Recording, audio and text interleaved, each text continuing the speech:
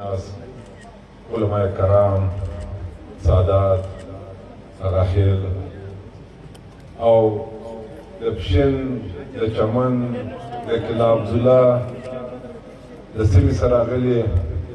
قبایلي مشران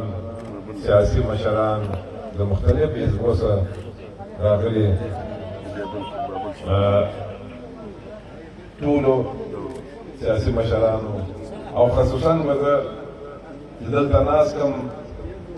ځوانان دي هغه هم مخاطبه کوم د دې ټولو په اجازه د ټولو دمخه خو زه د هغه جرګې د هغه مرکې چې په کوم کې انجمن تاجران او کوم قبایلي مشرانو سیاسي مشرانو ملکانو خانانو پکې حصه اخیستې وه او نن هغه مجلس چې کوم بیا خوندۍ ته تللی نن یې په ډېر ښایسته او په پښتني او اسلامي روایات باندې نن پای ته ورساوئ مبارکي ورته وایم ستاینه یې کومه مشرانو مجلسونه ډېر درته وسول علماء کرامو ساداتو قبایلي مشرانو په هر اړخ خبره درته وکړل نو درې څلور خبرې درته کومه اول خو شکر دی موږ مسلمانان یو الله پاک یو داسې دین سره پیدا کړي یو چې زموږ ایمان پخته دی او د ژوند ټولې مسلې که هغه د دنیایي دي که هغه د آخرت دي هغه په زموږ په دین کې ښکاره دي او ډېر په ښکاره الفاظ سره الله پاک او نبي صلی الله علیه وسلم چې کوم کتاب پر نازل شوی دی په هغه کې موږ ته د ژوند ټولې مسلې راښودلې دي د هغې نه پس موږ د یو ډېر ښایسته قوم سره تعلق لرو چې موږ پښتانه ورته وایو پښتانه یو ډېر لوی تاریخ لري زرهاو کالو زوړ تاریخ لري که تاسو دا تاریخ به ټولو ویلی وي خاص کر دې ځوانانو ته وایم چې خپل د پښتنو د مشرانو هغه تاریخ ووایاست چې د مغولو خلاف د انګریز خلاف یې جهاد کړی او درننه پورې چاته ټیټ شوي نه دي د توره زموږ ننګ دی زموږ غیرت دی توپک زموږ ننګ دی زموږ غیرت دی خو موږ جهاد د کفارو خلاف کړی دی پښتنو د خپل قوم خلاف یې نه دی کړی هغه تاریخ موږ هېر کړي نن موږ د داسې مشکلات سره مخامخ یو چې موږ یو بل ته په خپلو کې خپل ګرېوان ته لاس ور اچولی دی مشران وویل علماء کرام وویل چې په دې فکر پکار دی په دې سوچ پکار دی چې ولې موږ دا ځای ته راورسېدو حقیقت خبره ده د انګریز په وخت کې به یو نایب تحصیلدار و چې په یو وطن کې به پېښه شوه بېکاره پېښه مړی به وشو غلا به وشوه ډاکه به وشوه هغه به د قوم مشرانو سره کښېنستی د کوم مشران به ورته ویل چې زما په کلي کې دغه غل دی دغه ډاکو دی دا قاتل دی دا ظالم دی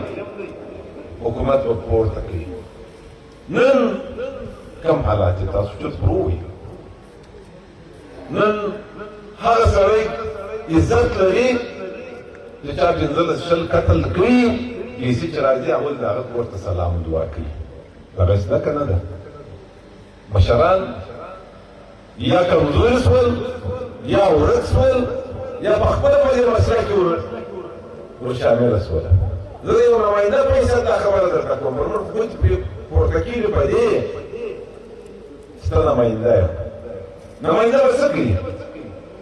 قبیلې پراته وي قوم خو موږ یو پښتانه یو ټول دا څنګه چې ولې ولا عزیزان یو سره تربرونه یې سره رښتې مې دي سره نمونه مې خامخا جرایي سبا به زما پر نامه باندې یو سل کاله بعد هم یو قبیله جوړوي د ټولو مشران پر نامه به قبیلې دا د پښتنو قوم دی خپل ثقافت خپل هغه تاریخ خپل هغه ژوند به نه هېروو چې کوم موږ ته خپلو مشرانو پرېږدي کوم زموږ خپلو هغه غازیانو او هغه شهیدانو پرېږدي چې نن یې موږ یادوو نو راځو بیا دا مسلې دا عیسی خان ناست دی حقیقت دی یو ډېر سنګین او ډېر دروند انسان دی. زما تعلق ورسره شته. د دې مرکو مشر ګرګو کې خبره کړې ده چې سړی داسې ومني چې غلطي راسه شوې ده نو بیا دا شی ختمېږي. او په پښتنو کې هم دا شی د جرګو د مرکو په حیثیت ختمېږي لکه دې چې دا شی دا قدم واخیستی. موږ پرې نه وړو د دې کوچنۍ کوچنۍ کیسو سره غټې غټې بدۍ جوړې شوي دي. که نن پر وخت باندې دا مرکه دا جرګه نسي ولاړه دا به بدۍ ته ځي. پکې د عبدالله په چمن کې غټې بدۍ که تاسو راواخلئ د دې هغه آخري ځای ته تاسو ورسېږئ. پر ډېر کوچنۍ کوچنۍ کیسو زه درته په تفصیل کې نه وایم پر کوچنۍ کوچنۍ کیسو باندې پر یو وخت پر یوه بیلچه پر یوه اوبه پر یوه دیواله پېښه شوي دي. ولې چې څوک پکې راولاړېږي نه چا پکې خبره نه وکړه نو چې بد وشو بیا هغه بد به څنګه ختمېږي. بیا بد په دوو طریقو دي. یو تصادمي بد کېږي چا ته پلانینګ نه جوړ کړی. یو ته په پلانینګ مړی کوې په پلانینګ چاته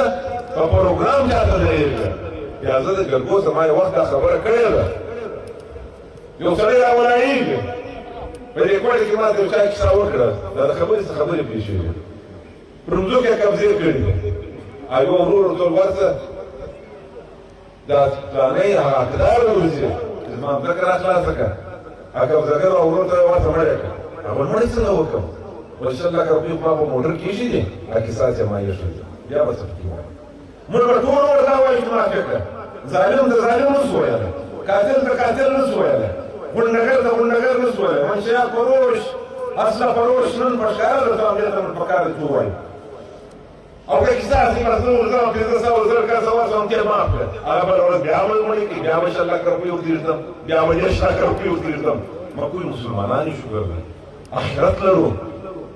اویا کال عمر د اتیا کال عمر زیات به 90 کال عمر خدای درکړي نو بیا په آخرت کې کوم سوال جواب ورکړو. د ګناهګاره خو یو کمزوري خو یو پوره خو نه یو موږ څوک راځي په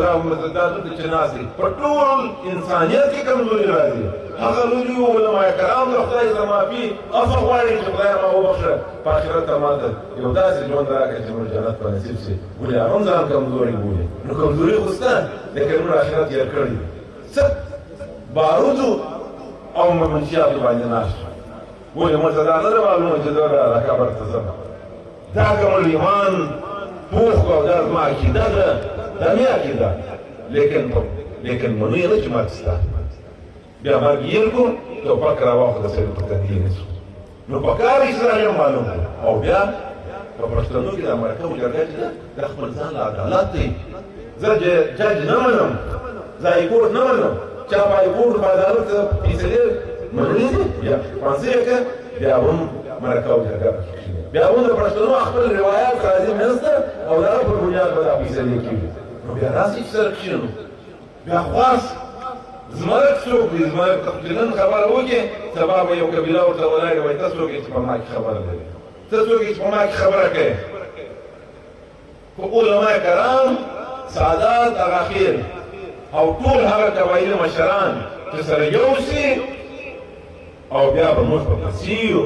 یا به موږ مخکې یو دي به په پسې یو څوک څه نه شي ورته ویلی ولې هغه د دین او